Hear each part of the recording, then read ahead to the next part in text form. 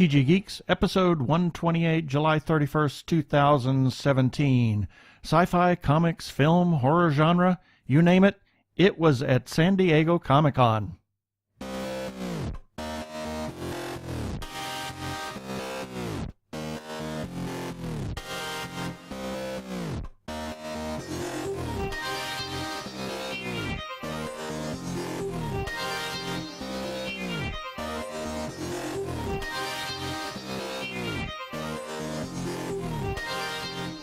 Hello and welcome to another webcast from tggeeks.com, where Ben and Keith, the Two Gay Geeks, talk about all aspects of geekdom and nerdery. Sci-fi, comics, film, horror genre, you name it, we talk about it. I am Keith Lane, and we are coming to you from TG Squared Studios in lovely, humid, monsoony Phoenix, Arizona.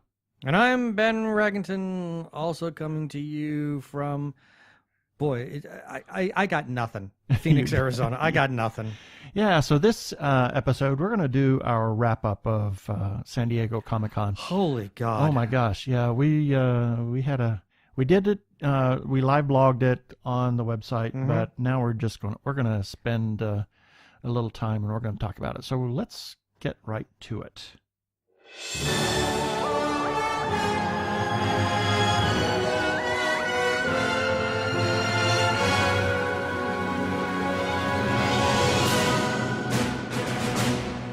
Can I just say that nothing in the world ever prepared me for what San Diego Comic-Con was going to be? Oh, my God. I've heard countless stories, both positive and negative. Absolutely. You know, and of course, we've done Phoenix Comic-Con numerous times now, along with FanFest every year since its inception.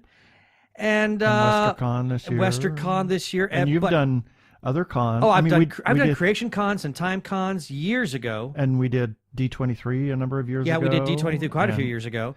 But nothing prepared me for the madness that is San Diego, or it's technically now, it's not San Diego Comic-Con anymore. Now it's Comic-Con International. In San Diego. In San Diego. Yes. Yeah, this was mad, and my God, I've never been so tired in my life. Oh, I'm telling you. Especially the first day, which wasn't even the first day. Wasn't even really the first day. I know. Yeah.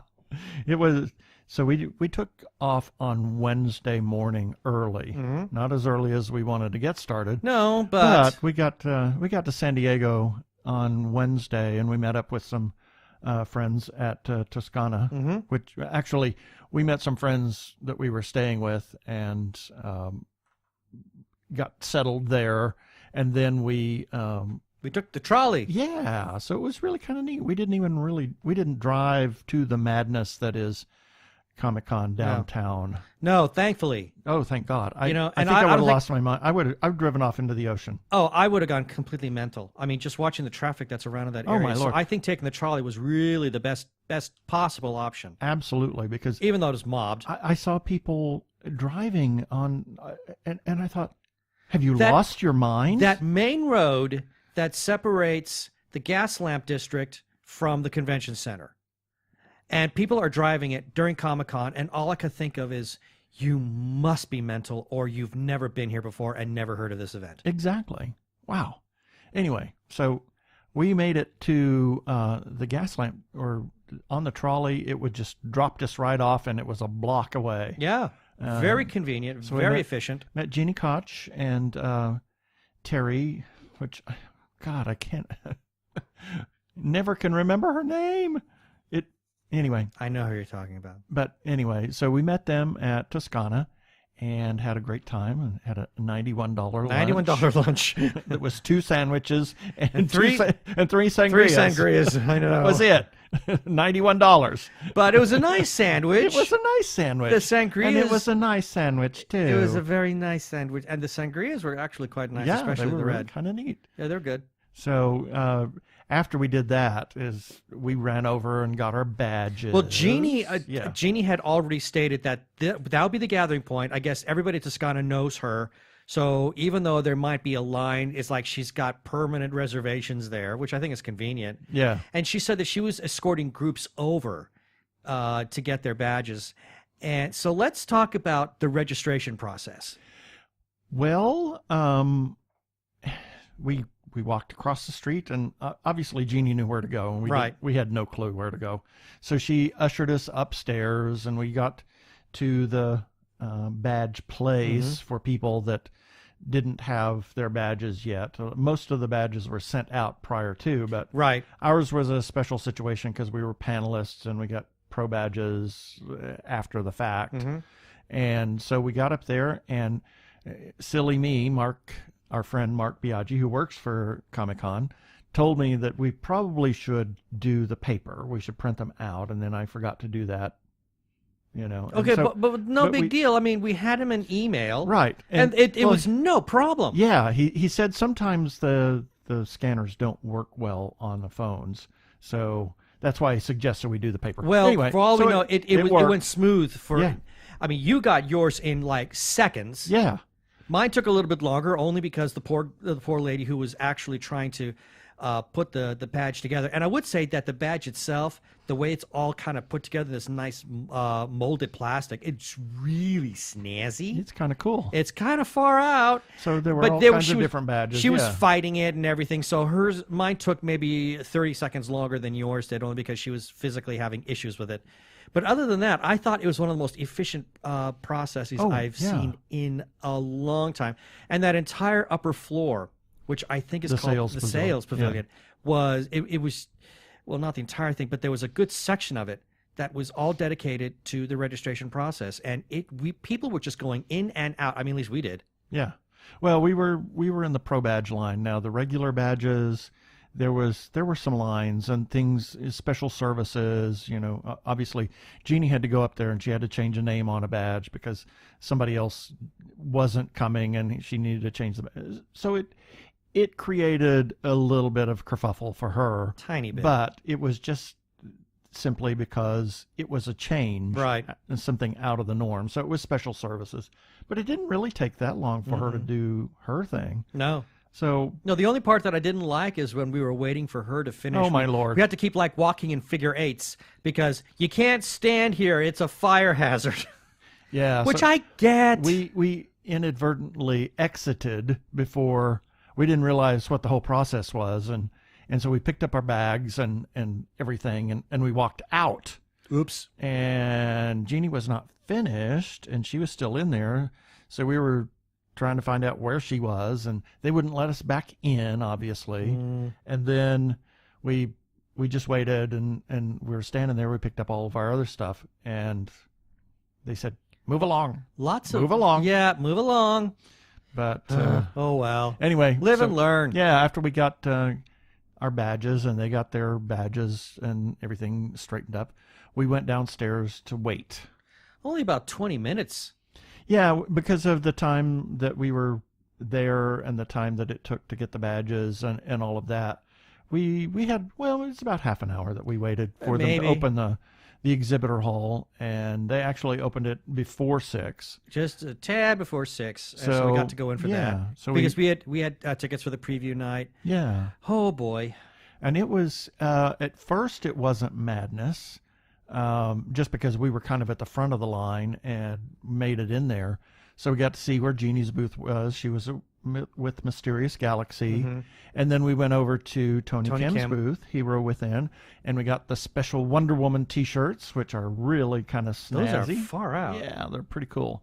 And then after we wandered around the exhibitor hall for a while, and it began to get more and more and more and more and more and more and more and more and more and more crowded. Yeah. And it was getting almost claustrophobic. Just about. And then once they closed the floor, we left before they closed the floor, and we went over to House of Blues, where we had been invited to a little event that was called Game of Bloggers that Tony Kim of Hero Within had set Obviously, up. Tony's got this thing for Game of Thrones. Yeah, well, this year was Game of Thrones-ish for the whole con, I think. Well, it's the last season of Game of Thrones. Maybe that's why. Yeah, anyway. So that was what we went over there, and that was a chance for some fashion people that had fashions and unusual independent things going on surrounding clothing items could showcase their wares. And it was a bunch of bloggers that got together, and we exchanged contact information and had a great time, and won a little Catwoman figurine doll. And Oh, yeah. yeah, so Forgot about that. And had some beverages. More drinks. More drinks. Yeah. Thankfully, the trolley station was just up the block. Exactly. Oh, that was handy. Yeah, so it was that was preview day. Oh, my word. A lot. I mean, yeah, that was a lot right there. Because of the sheer number of people that are there, it creates this sense of compression. Yeah.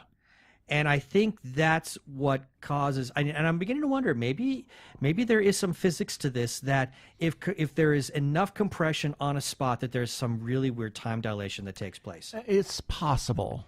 Because by the time we got back to our lodgings, and we were staying in Lemon Grove, it's London Grove. No. London Grove? Lemon. Lemon. Oh, I thought, where the heck were you staying? I was staying in Lemon Grove. By the time we got back to Lemon Grove, it felt like we'd already done a full day and a half, or not two. I know, it was just crazy. So that I'm beginning to wonder. I mean, at least in terms of human perception, the greater the compression, the faster time goes, or the faster time is perceived to go, or whatever, something along those lines. But that was just the weird thing about it. So it's the anti-TARDIS. Well. No, not necessarily. It's smaller on the inside than it is on the outside. I don't even know where to go with that. Anyway. But I would say, since we're on that subject, I just want to briefly touch on the convention center. Holy criminy, that thing is huge. It's enormous. I didn't know it was that big. Yeah, and then all of the appendant hotels that are right there, just in a row. You got the Marriott is right the next Hyatt, to it, the Hyatt, and then on the other side there was Hilton. The Hilton. Yeah. I mean, so you've got there's a lot of area where the convention was able to spread out, including the library, which is like a quarter of a mile away. Yeah. But I was just shocked at the sheer size of the convention center. And some of those ballrooms, even some of the smaller ballrooms, are pretty decent sized. Yeah. You know, we never even stepped into Hall H. Yes, we'll talk about that in a bit. Or Ballroom 20, which are the two big ones. Never got to go into either of those. Yeah. Or Ballroom 6, yeah. Those ballrooms are just enormous, and there's a lot of them. And then you've got that dealer's room, or the exhibitor's hall, which you can't see the other end of it. Nope. It's just too big. Yeah. It's unbelievably enormous. So I was just really shocked. Driving, because I've driven by the outside of the darn thing, and I thought, to me, it always looked kind of small, and I felt that San Diego Comic-Con needed to move out of there and go someplace else. I take that back. Although, I don't know where it would go. I mean, where do you put it? The Astrodome? It's one of the largest convention centers in the country. I mean, where do you put... I mean, the Astrodome is the only place I can think of where it could go that might be bigger. I mean, I don't know, and I'm not even sure about that. Yeah. I mean, it's the convention center is gigantic. I don't know where you could put it that would actually satisfy the number of people that are there. But yeah, I was very impressed with the facility. Yeah. So now we got to day one. Day one, and we got up a little bit later because we were out till midnight, which is way past my bedtime, especially since we'd been up, since 3. Since the crack of dawn. Well, before the crack of dawn. Yeah. And so we had our panel, and that was kind of cool. That was over at the library. Mm-hmm. So we exited the trolley and just walked over to the library, which was another block. And the panel was, we started off in the panel with Wendy and Richard Peeney, the about panel. ElfQuest, and I was fascinated.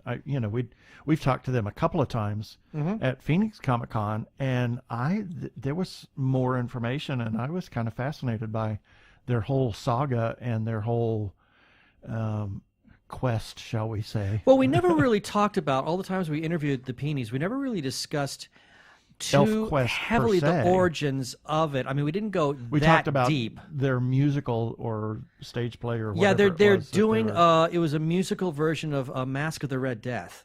Right, And that's really what they wanted to talk about instead of ElfQuest. Right. The couple of times that we've talked to them. So and I did get to briefly approach Wendy after their panel was over. Oh, did you? over. Okay, good. Very, very briefly, introduced myself. She didn't remember me at first, and then I reminded her that we had talked to her at Phoenix Comic-Con a couple of times, and she let us, oh, yes, I remember you, et cetera, et cetera, et cetera. Yeah, you didn't remind her of all the technical difficulties we had, right? I don't think, no, I have no desire to remind her of that. Yeah, she said, oh, yeah, I remember you. No, I was not about to go down that road. Yeah, that was back in the Slice days, and oh, my, that's a nightmare I don't wish to revisit. Yeah. In any case, I talked to her a little bit, because during their panel, they had discussed why they never sold over any movie rights. And so when it was over, I thought, have you ever talked about maybe shopping around for some independent filmmakers, because there are some really genius people out there.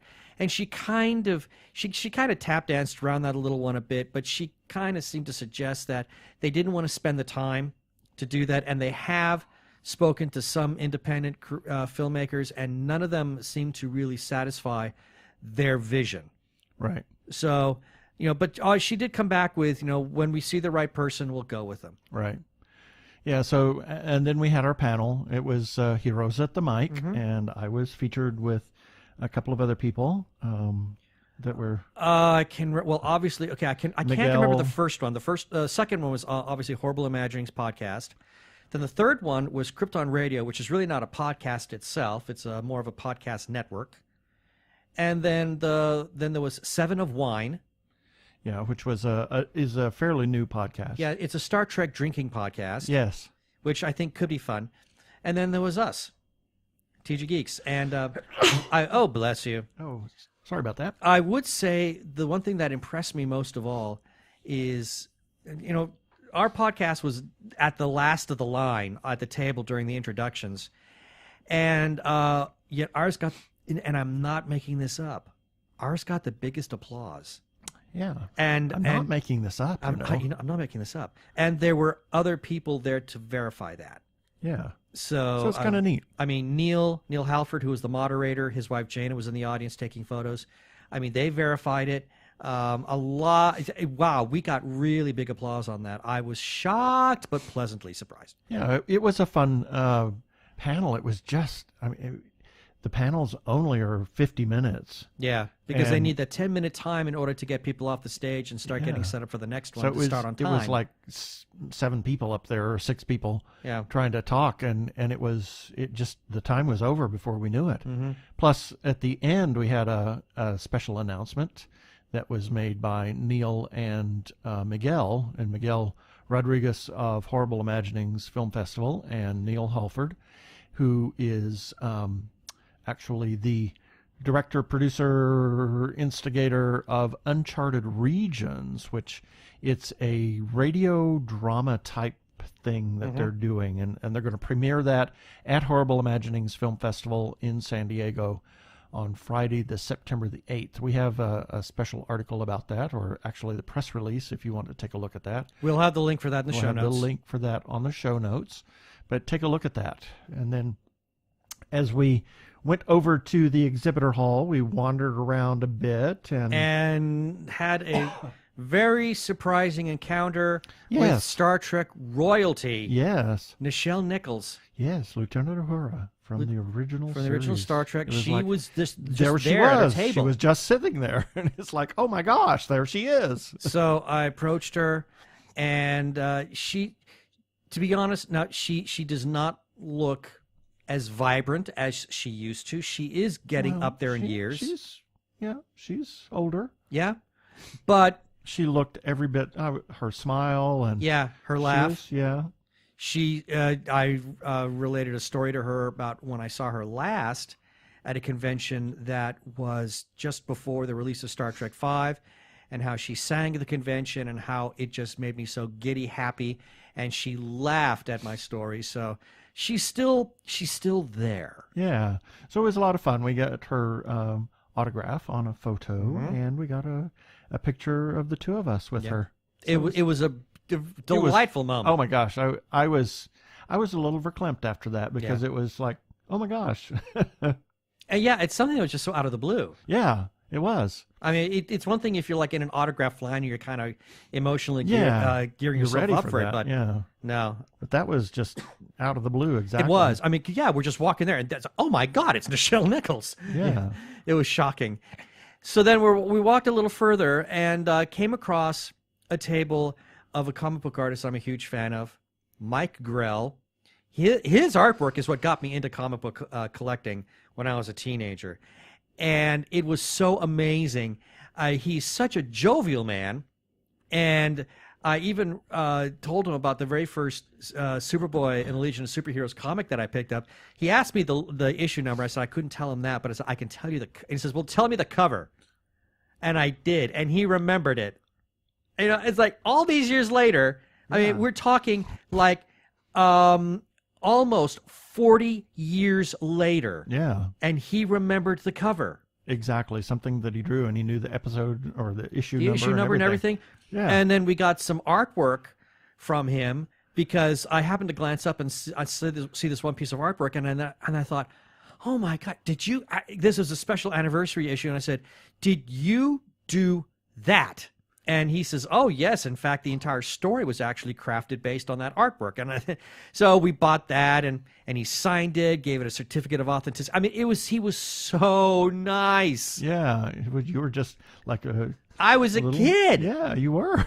You were. I was totally geeking out. And you were saying, no, I don't need anything. No, I just want to talk to him. Well, that's originally was. But when I saw that artwork, I thought, okay, I have to. No, that I have to have. Yeah. I have to have that. So that'll definitely get a place of honor in our studio wall. But that was such a joy. Yeah, it was.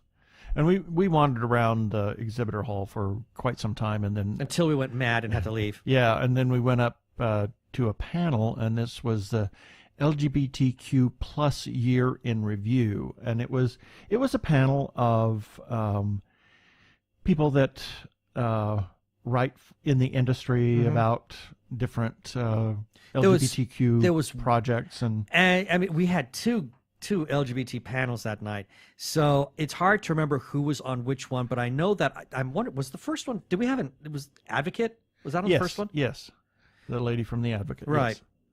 So they covered just basically about what kind of gay presence or LGBTQ presence was there in television and movies this year. Yeah. And there was some very interesting debate that took place about some things. Beauty and the Beast was a very hot topic. Yeah. Several things were very hot topics, and it was an interesting conversation. It kind of opened my eyes to some things, and the focus this year of a lot of the LGBT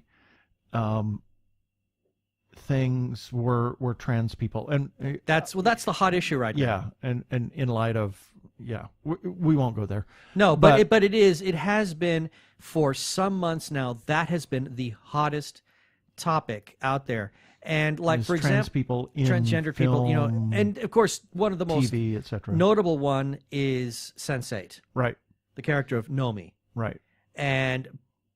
But some people think that she's not a good representation because that she fits a very trans person of color. No, she's. In fact, I remember actually the panel before this one, there was a very masculine. And admittedly so, she admitted that she was a very masculine, black, transgendered person. Right. And she said, "I'm not represented."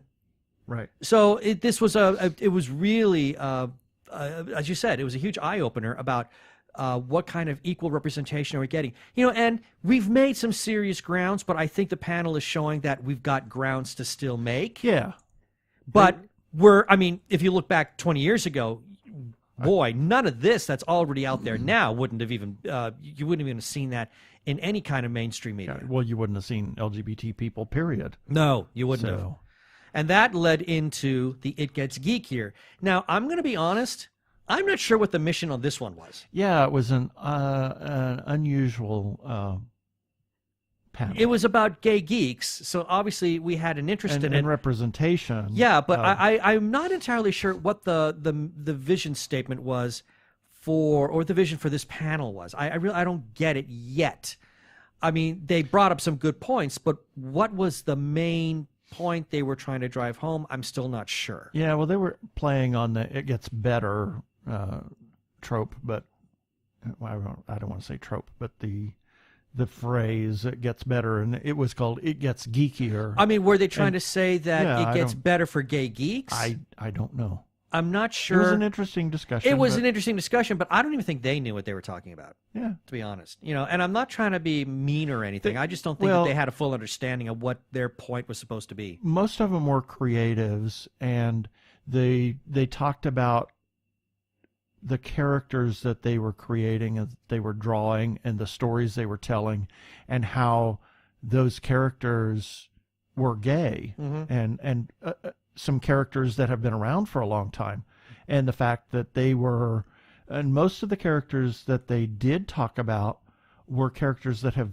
always been in the background, kind of hiding, but never worked to the forefront. Now that they've come to the forefront and they're being the featured character in comic books, they're gay. And, I think it was kind of that whole hiding and I think the big one is I believe is Bobby Drake, who's Iceman with the X-Men, and how for the longest time he was just there in the background. We knew nothing about him. Somebody else becomes the chief writer creator for that character in Marvel, and then decides to with a little bit of dialogue between him and Jean Grey of the X-Men. Jean Grey kind of pulls out of him that no, you really like guys. Yeah. And that just literally changed everything. Yeah. So yeah, it was I mean, again, there was some good conversation, but half the time I'm not quite sure we knew what was going on. So there was that. However, once we were done with that, we went to something that was so not LGBT, but oh my word, this was hot. Yeah, it was full of people, and it was one that we had seen we had communicated pre-con with somebody associated. We had an interest in this one. So yeah, this was the Robotech panel, and all of the madness surrounding Robotech that people want to inject into that discussion aside, and we really don't want to talk about that and all the craziness that people. This was a very fascinating panel. I mean, it was a media circus because they released so many different things. They talked about so many new things to Robotech. And well, let's start at the top on this one. Oh my gosh. We had reached out to Kevin McKeever, who's the vice president of marketing for Harmony Gold, because we had read a story about a new director being picked for the Robotech, the live action Robotech film. Right. And when we reached out to him on that, he simply kind of gave us a no comment. And it was the day after I had read that, or the same day that I read that. Right. That spoiler that came out from somebody. Right. But Kevin gave a no comment. Right. Now he said, "Come to the Robotech panel and you'll." But we kind of immediately suspected that the reason being is that if there is a new director, he probably wants to announce that at San Diego Comic-Con. Why the heck not? That's where all the big announcements take place. Exactly. I mean, every hot announcement is going to be there. So I figured if this is true, it will happen there, and it did. Now, what I didn't know is that this new director for Robotech is the director for the new Stephen King horror film, It. Yeah. And they showed, I would say, and I don't want to get off the Robotech, but it was part of the panel, so I think it's okay to talk about it. They showed the trailer. Holy God. I got to admit, that scared the crap out of me. Yeah. That looks like a really good horror flick, and I can think of several people, Normie, who will never go to that movie because he thinks clowns are soulless creatures anyway. Yeah. He will never see it. This looks scary. Yeah. And if this guy's doing that, if this new director is taking care, I don't remember the director's name. It's in the article. Andy Muschietti. Thank you. I'm kind of interested to see what he's going to do with this.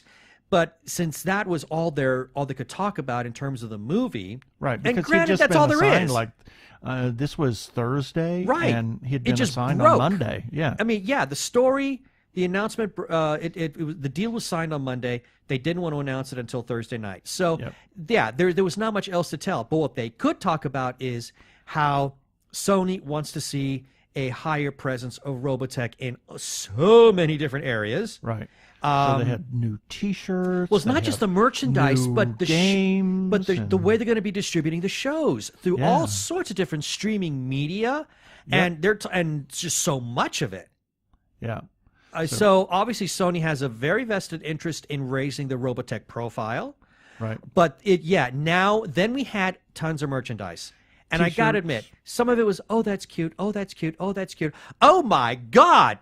The one big game board. The board game. The board oh my game gosh. flew just through. It's like, we might have to get that. Yeah. Because it was to have it. just to have it, because it looked so utterly cool. It's very three-dimensional. And a Coleco mini arcade retro that mini looked arcade cute. game. And they had Models that Calibre Wings and Northrop Grumman. Yeah.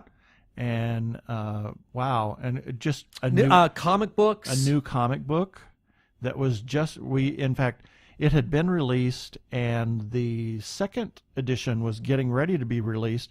And when the first edition broke, it sold out online. Right. And the whole first printing. So they gave everybody in attendance a copy of the second printing. We've got it. The first issue. Yeah, we have it. So it was kind of neat. Utterly cool. Yeah.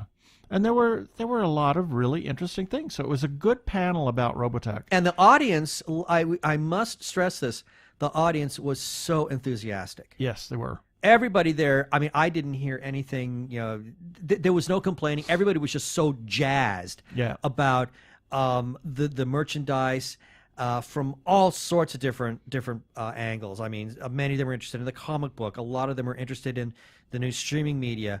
The toys and the different merchandising, that was really where everybody was just totally geeking out on. So it was a really interesting panel. And we got to introduce ourselves to Kevin, and he was very happy to see us there. Yeah, I will say that the comic book is released by Titan Comics. Right. So that was kind of fascinating. So then day 2, so we got home late again, and then day 2 came. And I'm like, this is only day 2. Yes. It feels like it should be day 5. And this was Friday, so we took we didn't even go into the exhibitors hall first. We went over to the Marriott, and where Comic-Con HQ was, and sadly they had already sold out all of the hats, and like idiots, we kind of grumped off out of the thing and didn't buy any T-shirts. No. But it was a good thing that we did, because as we walked out, who did we bump into? And we ran into our friend Mark Biaggi, who works for Comic-Con, and he said he had something to do, so he ran and did his errands and came back and talked to us for a couple of minutes, and then ran off to do his thing. Yeah, because the guy's there to work. Yeah, exactly. So it was nice to see Mark, and we gave him one of our little wristbands that we had, so that was cool, which I had for him anyway. I was hoping we would get to see him. And then we ran over to the Hyatt to look at the art show to see if Pia was over there. Because Pia de los Muertos. Pia Thrasher, yeah. Pia Thrasher, that's her name. We've talked to her on the show. We've met her at Horrible Imaginings, and she's We've got really some of her art. good artist. In fact, I'm looking at some of her art right now. The Catwoman, I mean, I'm looking at it right now. It's stunning. that is one of the most beautiful pieces of art I've ever seen anybody do. It's gorgeous. It's great. It's so retro deco. Yeah. I absolutely love it. So we were interested to see some of her other work there. Unfortunately, we didn't. Yeah, hopefully we could see her. We never got to see her at all. She was off doing something else, but that's okay. We'll hopefully get to see her at Horrible Imaginings. Oh, with any, I'm sure we will. And so while we kind of hung around a little bit, we didn't want to go out; it was a little too warm. Yeah, until she replied to where she was, and once she did, we kind of sat down and had a beverage, and sitting next to us were some people that they work for Marvel. Well, they have licensed. a deal with Marvel. Yes, they have the license to create Marvel jewelry. And it's What's Your Passion Jewelry. Hopefully we'll get a chance to talk to them on the podcast. I really hope so, because I've seen some of their craft, and a lot of what they make is just beautiful. Yeah, I've reached out to them. They've got to go through the Marvel vetting process and all that kind of crap. So before we can talk to them, but that was that was kind of cool. We got a chance to talk to them and look at some of their stuff up close. Mm-hmm. And it was kind of neat. And then made our way back to the exhibitors hall again. Well, I mean, we did tons of walking. Oh, my God. Lots of walking. Lots of walking.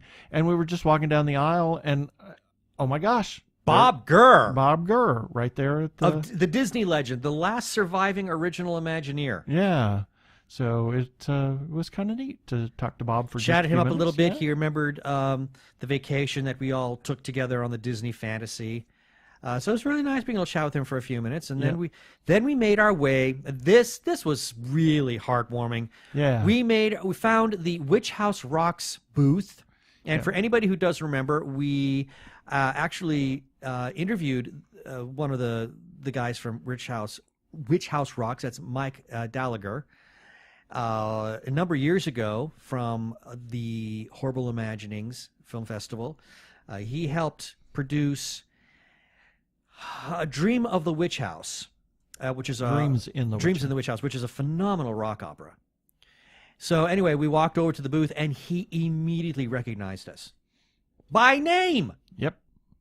I was shocked. Well, we do have our names on our shirts, too, so... Well, yeah, but he remembered who... No, Yeah. but I mean, it's in small print. Exactly. I mean, unless you're staring right at it, you're not going to know who we are. And he actually remembered who we were. Yeah. So we chatted him up a little bit, gave us this beautiful, what would you call it? It's a fold-out. It's actually like a map. It's a map to the new recording that they released. Right. So they actually redid one of the songs for Dreams in the Witch House, and although he keeps saying, I don't know why we keep redoing it, but it included a link for a download for the new track, and yeah, it's this beautiful artwork that just kind of spirals in and helps flesh out the story a little bit more about the house where all these horrible things take place. It was really enjoyable, and then he gave us this fantastic CD. Oh, good grief. Ogden Waite and the Amphibian Jazz Band. And this is actually taken from a story about the Gilman House Lounge. I haven't had a chance to listen to it yet, but it's supposed to be this kind of like, lounge jazz, house lounge. Horror. In a horror setting. Yeah. I know. I can't wait to hear it. I just haven't had the chance with work because I've been catching up. So I haven't had a chance to listen to any music, but it looks like it's going to be just a real blast. But so anyway, it was just great being able to chat with him. It was far out. Yeah. So then we kind of made our way over to the small press area and ran across what drew us in originally was some artwork that is very retro 60 style, very much like the work of Shag, who does a lot of the Disney stuff. Did a lot of the old Disney artwork. And Ryan Hungerford, and we bought a piece of his art, and while I was staying there chatting with him about his art, you were chatting with Manuel from Sadaka Studios. Yeah, he saw our shirts and said, do you do reviews? I said, yeah, we have done reviews in the past. And so he showed us two comics that we bought. One is called Rainbow Warriors, and the other one is called Fearless. And what attracted our attention is that these both have, not just have, they are very LGBTQ. So I said, okay, yeah, we'll get these. We'll take a look at them, possibly write a review on them. So yeah, that was a nice little another bit of serendipity which this entire convention was filled with. Oh, absolutely, and it was just we just happened to run across them, and it was exchanged contact information, and I chatted with Manuel on Facebook here yesterday, and hopefully when he gets back from vacation and we get back from vacation, we're going to be able to talk to him, do an interview and about his work and feature some of his stuff on the website. Then we made our way over to the more small press area, but one that was devoted to LGBT authors, and there were like 5 of them there, and we talked to 2 or 3 of them. It was really kind of neat, different things that they had going We had those featured in our It's our day 2 wrap-up. day 2 wrap-up. So the link will be there, but within the day 2 wrap-up story, we've got links to some of the artists, the writers, and what they have produced. There looks to be some very, very interesting content there. Yeah, and after we got pressed by so many different people, we said, okay, we're gonna take a break. Now we need to decompress. We have to take a break for a minute. So as part of our badges, because we were panelists, we got professional badges, we had access to the Pro Lounge, which was up off of the Sales Pavilion next to Ballroom 6. And it's a place for professionals to decompress, have some lemonade, which was actually quite good. It was good Or lemonade. they have coffee. Yeah. And we were sitting there, and all of a sudden somebody walks up and it starts talking to us. And it's like, who are you? Oh, it's Larry Nemeczek. How about that? So from Dr. Trek. And so we talked to him for a bit, But it was so cool that he actually approached us. Exactly. So I was touched. It was kind of neat. So we talked with Larry a bit. We had said, we'd been intending to sign up for Portal 47. Mm-hmm. We did that while we were sitting there, and his Trekland was later on that evening, and then the Portal 47 meetup was after the Trekland.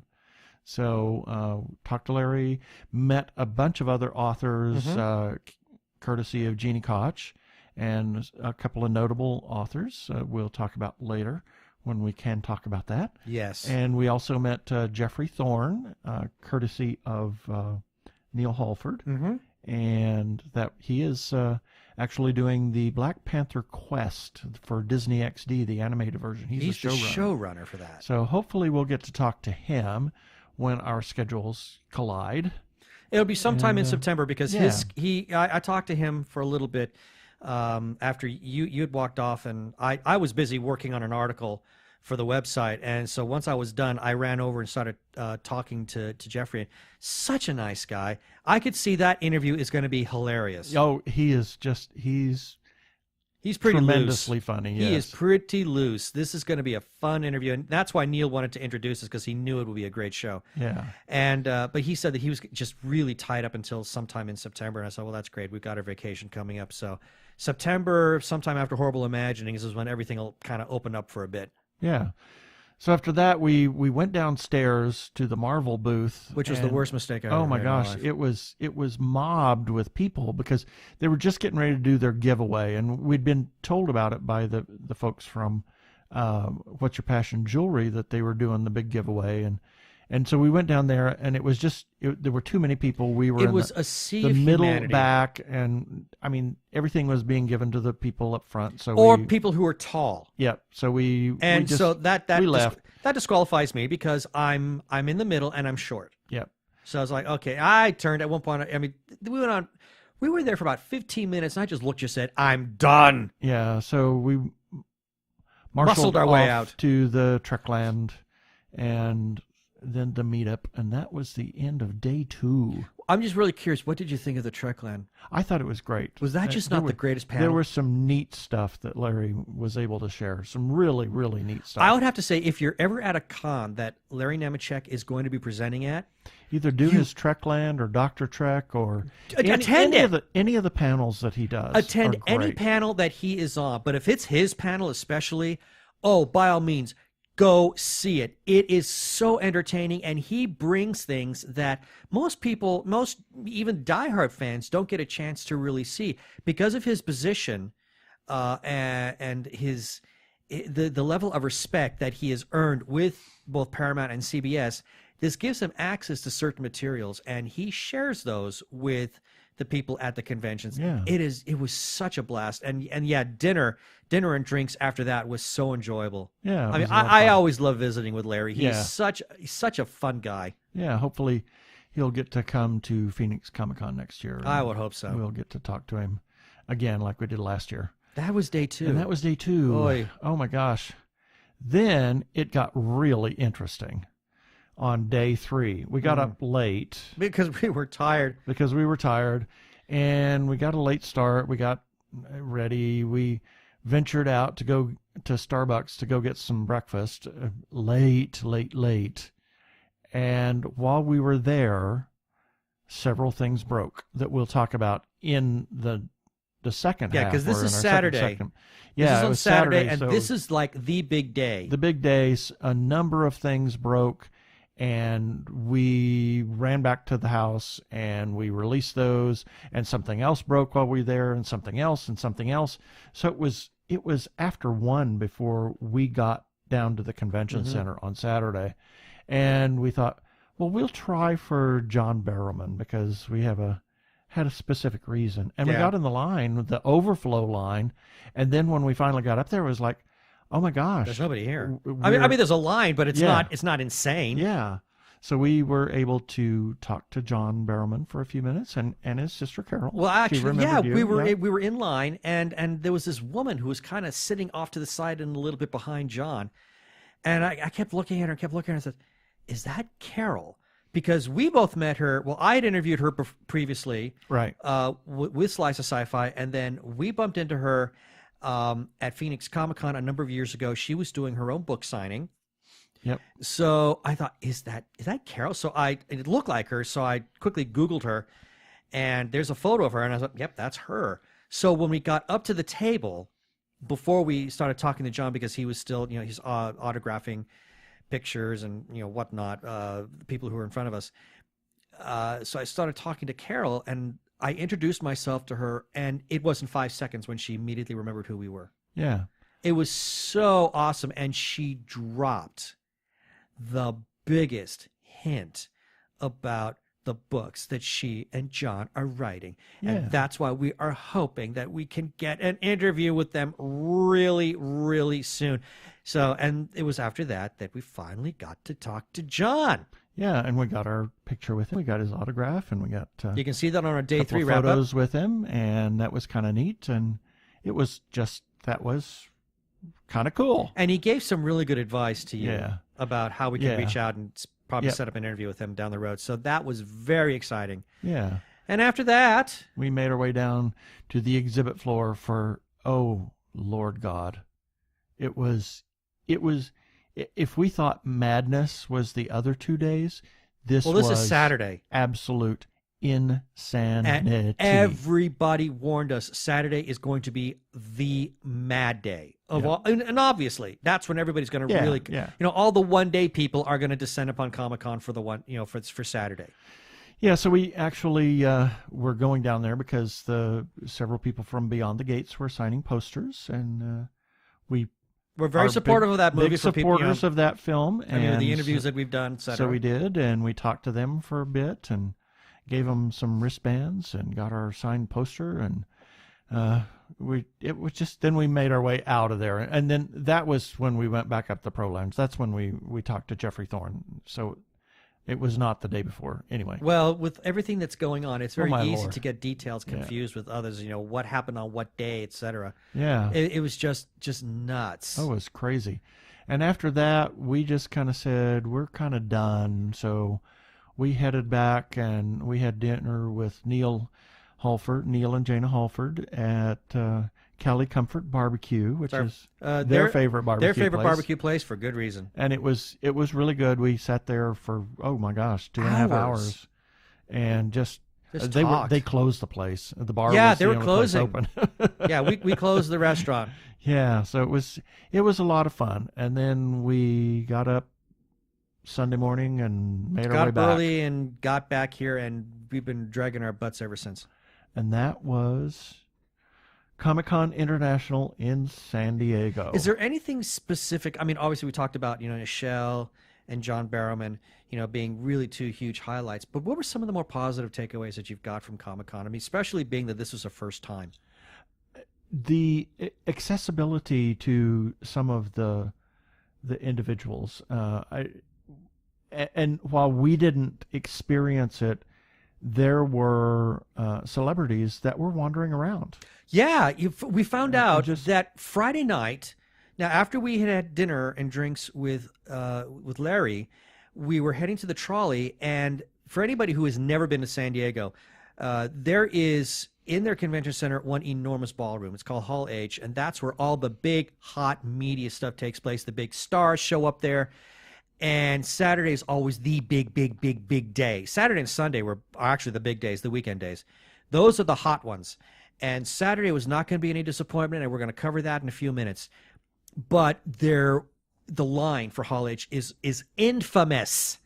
Yeah, in its length. People line up for days before the con and for the night before, and they sleep in line, and they do this and they do that. Always like just craziness. And turns out we got back on the trolley and find out we're not on the trolley minutes, and I started reading Twitter only to discover Andy Serkis of Lord of the Rings and War of the Planet of the Apes is actually entertaining people in line at Hall H. Yeah. The Hall H line. The entire Hall H line. He's going down the line. He's talking to people. It's like, how awesome is that? Yeah. I mean, really. I mean, not only is that awesome for the fans, but man, what an awesome guy. Yeah. I mean, really. I mean, if I didn't like Andy Serkis to begin with, I love him now. Yeah. That is such an awesome thing to do. And you're right. So many people were just so easily accessible. I mean, it didn't work out for us that we could. Right, and because it was our first time, so we just had no clue what to do. Yeah, and God, I mean, if we had known better, I would have loved to have been to that other private party that Tony Kim invited us to. Yeah, the Red Wedding party. The Red Wedding party, because a lot of big celebrities were there, including Grant Gustin of The Flash. Yep. So there were a lot of people there, and that was kind of neat. And I've heard that, but we didn't happen to run across, that, because we were kind of trying to do our work that we try to do. Yeah, I mean, we were networking, which was sort of like, guess what was our mission this first time around? Yeah. But man, I really would not mind bumping into some of these more, along the lines of the A-listers, because, as I said, I really would love to interview these people. Yep. So that was Comic-Con and our wrap-up. This is Mark Biaggi, and you're listening to the Two Gay Geeks webcast.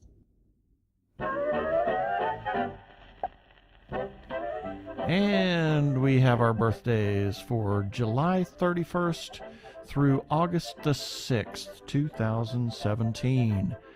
July 31st, Mario Bava, Italian horror film director.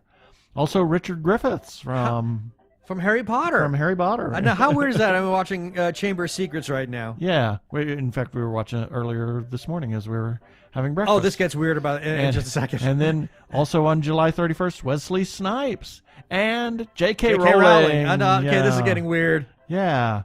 Also, to round out July 31st, Sebastian Sparing Kresge, born in 1867. And who's that? S.S. Kresge of Kmart. Ah. It was S.S. Kresge before it became Kmart, before it became Sears, before it became defunct. Okay. I didn't know that. Yeah. August the 1st, Cherry Garcia, or Jerry Garcia, sorry. Cherry Garcia. Yeah, well, that's a Ben and Jerry's flavor. Moving right along.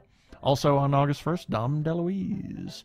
August the 2nd, Wes Craven, Peter O'Toole, Myrna Loy, born in 1905, and most will remember her as Nora Charles in the Thin Man series. Yes. But I was reading her bio, and it's like, oh my God, she was a fascinating woman. She was given an honorary. She was one of the few starlets that were really famous and did a lot of films that never got an Oscar nomination. Really? Yeah, but she was given an honorary Oscar in 1983, I think, or something, just before she died, a couple of years before she died. And they cut away to her New York apartment and all of that. So, fascinating woman, Myrna Loy, August 2nd. Also on August the 2nd, Jack Warner, born in 1892. And of Warner Brothers Studios. Right. He was the founder of Warner Brothers Studios. Also on August the 2nd, Pierre-Charles Lafont, 1754. He was the architect of Washington, D.C. There it is. The federal city. August the 3rd, Martin Sheen, Tony Bennett, John Landis, and who's Martha Stewart? She writes picture books. About beautiful living. About gracious living. And if there's nothing more important is to have a lovely dry floral arrangement. I adore her. I adore her. Yes. Also on August 3rd, Dolores Del Rio. Who's Dolores Del Rio? 1904. She actually... You didn't tell me to leave this house. No, no. Dolores Del Rio. I just saw her on the list, and then I looked her up, and she was the first Mexican star, and she in the 20s. Really? She started in the 20s and had a very long career. So very interesting. August the 4th. Louis Satchmo Armstrong, born in 1901, and Percy Bysshe Shelley, 1792. And it was his second wife, Mary Shelley, that wrote Frankenstein. Of course. August the 5th, Neil Armstrong, first man to walk on the moon, and whom I met. Yes, you did. Yeah, Very humble man. Me and Bill Hensley were at the library, and it was just packed in that little sure room. It was. Also on August the 5th, John Huston and Guy de Maupassant, born in 1850. He was the father of the short story, and many of his short stories have been turned into films. I can't name them all, but the reason I picked this up was there's Gene Roddenberry had written a story Called, it's the Quester tapes. The Quester tapes, and it was kind of based on one of Maupassant's No kidding. stories. Yes. Far out. Anyway, I like his name anyway. Guy de Maupassant. Well, there it is. Anyway, August the 6th, Michelle Yeoh. Of Star Trek Discovery. We'll be talking about that in a little bit. Yeah. Robert Mitchum, Andy Warhol, Lucille Ball, and Luella Parsons, born in 1881, who was the big gossip columnist in Hollywood. Columnist? Columnist. Ah. Columnist. Yeah. Thank you, Craig. One of those. Thank you. And that's it for the birthdays this time.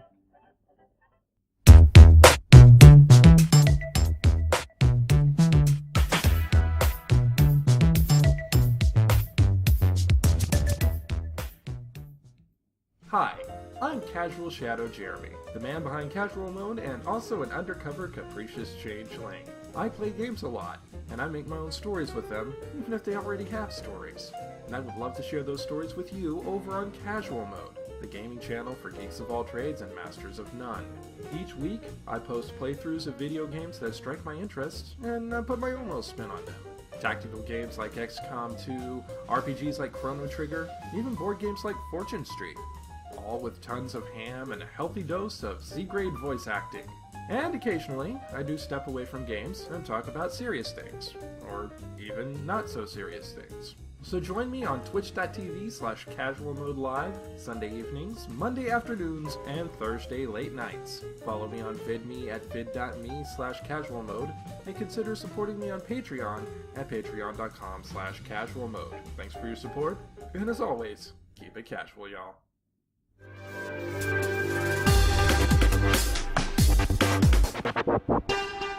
Go give a listen to our friend Jeremy over at Casual Mode. And now, it's time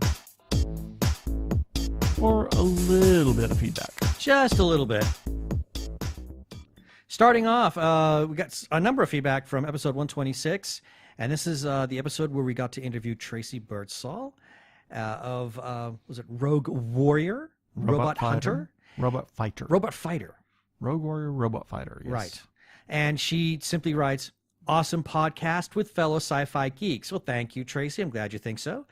And then we got a comment from Hamish Downey, who says, you guys are absolutely killing it with these last two interviews. So Yay, interesting.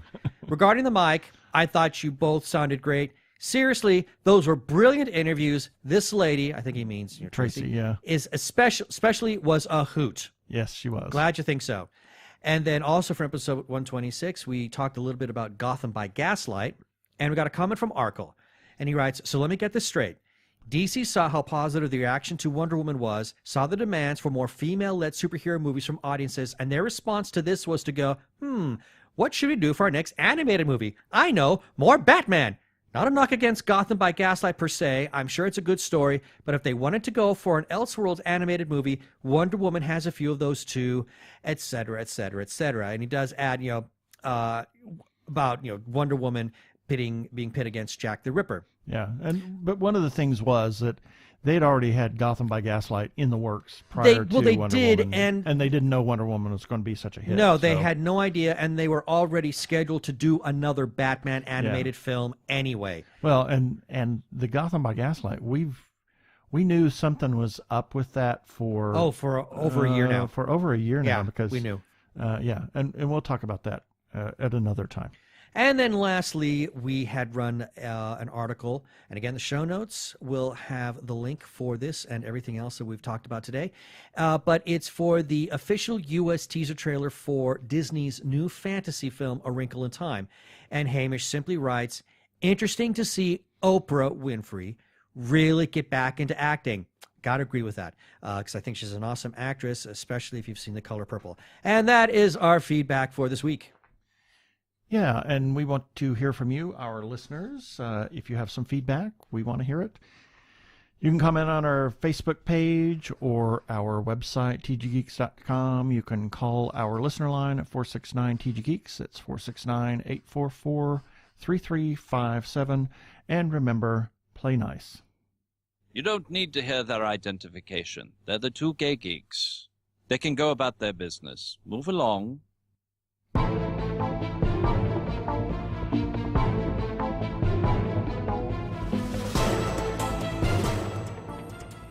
Well, we got to get to this fast because we've got 4 things that broke while we were at Comic-Con that we really want to touch on. Yeah, and we don't want to go too far over. No, we don't, because we're already at the 1 hour mark. Ready Player One, the trailer for that broke, and I got to admit, it broke earlier than I expected it to. Yeah, in fact, it was. They must have done that first in the. They Warner were supposed to do that last. Yeah, at the Warner Brothers panel. It was just shortly after 11 when this saw broke. It. Yeah. I mean, the only thing that I can imagine is maybe Warner Brothers broke it, but it hadn't been shown at the panel yet. That's the only thing. That is the only thing I can think of. But yeah, 11 o'clock, this trailer broke. We've got it on our website, and all I can say, just take a look at it. So far, I'm really intrigued with it. I am too. I mean, was there anything there that you may kind of say, oh, or is it just too much? All of it. Yeah. Well, all of it. I mean, it's so much. It was. I will say that the stacks looked different in my mind than what they filmed. So, they kind of look like what I saw in my head. Yeah. But be that as it may, that was the only thing. You know, I think this looks great. But I thought it was fascinating. Yeah. I think it's absolutely great. Check out the link for this in our show notes as well. And at that same time, the new trailer for Justice League broke. Yep. Oh boy. Wow. Okay. I will say, and I'm feeling better about this. I'm feeling better about this movie. Good. What did really quickly? Is there anything that you just not really? Not really. No. Nothing. Okay. Well, all right. Being that as it is, moving right along. There was also the Thor Ragnarok. That there was finally an official or an actual trailer. I mean, in the past we've had a teaser. Now we've got a real trailer for this one, and oh my word, did this thing make me smile. Yeah, it was a good trailer, so that's all I'm going to say. That's all you're going to say? Yep. There were 2 things on this that made me just giggle. The first is we see a new side to Hulk, which I loved a lot, and 2, we really get to understand why Thor is the Thunder God, even if he doesn't have Mew Mew with him. Yeah. And then lastly, the Star Trek Discovery trailer and points from the panel that was this was in Ballroom 20, I think. In any case, but this was also at San Diego Comic-Con. Did you had a chance to look at this trailer? No, I haven't seen it. Oh my goodness! I work trip this week and everything. Okay, well, much to do. We've got that out now. It looks interesting. I am more intrigued. I'm not going to say that I'm 100% on board with it, but I am more curious and more open to where this series may go. It looks kind of interesting. I like some of the story ideas that they've got with it. Only time will tell. So, but if you want to see this and you want to read all the points that were brought up at San Diego Comic-Con, please check out our article. We'll have the link for that in our show notes. Yes, and we have lots of links in the show notes, and always we have our follow-up items. Thanks for the nomination for the Parsec Award, and check out our calendar on the website. If you have cons, film festival, whatnot, send us a note. We'll be glad to put it on there. We've also got a few places that we're still going to be the rest of this year. Come see us and say hi at Horrible Imaginings Film Festival on September 9th. Hopefully we can be there on the 8th and maybe on the 10th for a little bit. We'll see how PTO works. But definitely there on the 9th. Yep, definitely there on the 9th. OperaCon, October 21st, and Comic-Con, Phoenix Comic-Con Fan Fest, November 11th and 12th. And as always, we are huge supporters of independent creators. We've picked up a bunch of stuff at, we didn't even talk about the Independent Creator Summit. Oh my gosh, that was the most incredible thing at Comic-Con. Talk to people. Why did I put that in there? That was, I don't even know what day that was. I think that was day one. Yeah, but it was incredible. We talked to a bunch of independent creators and exchanged information. We're hopefully going to have a bunch of interviews out of that and some spotlight some people for feature articles. But if you see somebody that is an independent creator, please consider supporting them, especially if they're doing a crowdfunding campaign. You can get involved and, buy their works, etc. We are huge supporters, and please consider being a supporter with us of independent creators. FanFest for Phoenix Comic-Con, November 11th to 12th, and Phoenix Comic-Con, November 24th through 27th, 2018. And as I mentioned earlier, OperaCon by Arizona Opera, October 21st. Hopefully this next week I'll get a meeting with Josh and several people, and we're going to talk about what are the plans for OperaCon prior to the Hercules versus Hercules versus the Vampires. Stay tuned for more. Check out Arizona Opera at azopera.org. Special thanks to Doctor Who Talking Who on Twitter. They publish the Doctor Who Fancast Guide, and they also like to publish our stories on the Fancast Guide. We thank them for that. You can find it by going to Twitter and looking for @TalkingWho.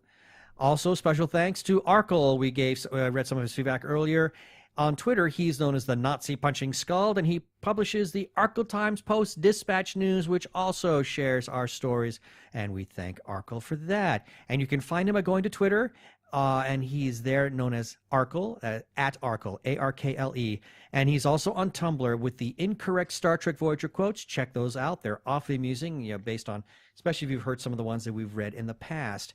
And we also must give thanks to Sci-Fi Obsession for republishing our stories.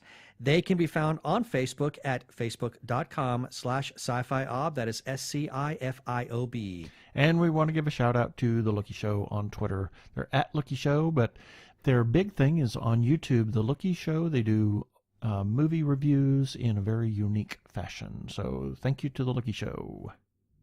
Special shout out to the Facebook group, The Gay Geek, for allowing us to post our episodes on their page. Not just our episodes, but any kind of content that is LGBT related. We're happy to share it with them, and they're happy to take it from us. And you can find them at facebook.com/groups/The Gay Geek, with very special thanks to their moderator, Jeremiah Reeves, for allowing us to share our content there. Thanks, Jeremiah. And we want to remind you to occasionally click on our Amazon ads. We've got widgets on the side, on the right side of the page, or at the bottom, depending on whether you're using a mobile device or not. And always at the end of each article, we support independent creators, and a lot of those are independent creators. The ones at the bottom, they're search ads. If it didn't cost anything, you don't have to buy anything. Actually, I hate to break this. Did you know that Amazon discontinued that? What? The search ads at the bottom of our articles? No, they didn't. Yeah, they did. No, they have not. Yes, they have. Take a look. They're gone. I can't find them anymore. You're not looking in the right place. So. Oh, okay. I guess I'm not looking in the right place. Anyway, so click on our ads.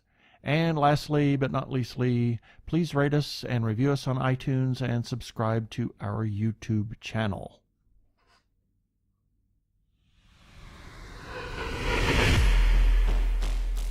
And up next time, we're going to have an interview with Mr. Jonathan Latt, who we've talked to that'll always before. be fun. And he's got some new stuff that he's getting ready to release. So that will be a fascinating time.